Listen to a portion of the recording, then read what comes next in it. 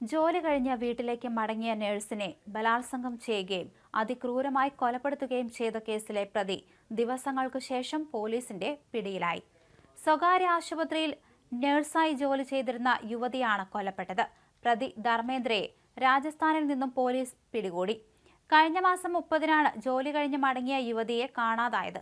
വൈകിട്ട് ജോലി കഴിഞ്ഞ് ഇന്ദ്രചാക്കിൽ നിന്ന് റിഷയിൽ വീട്ടിലേക്ക് മടങ്ങിയെന്നാൽ യുവതി വീട്ടിലെത്തിയിരുന്നില്ല. തുടർന്ന് സഹോദരിയെ കാണാനില്ലെന്ന് കാണിച്ച് അനുജത്തി നൽകിയ പരാതിയുടെ അടിസ്ഥാനത്തിൽ നടത്തിയ അന്വേഷണത്തിലാണ് ദിബ്ദിത്ത ഗ്രാമത്തിൽ നിന്ന് ഈ മാസം 8-ന് മൃതദേഹം കണ്ടെടുത്തത്.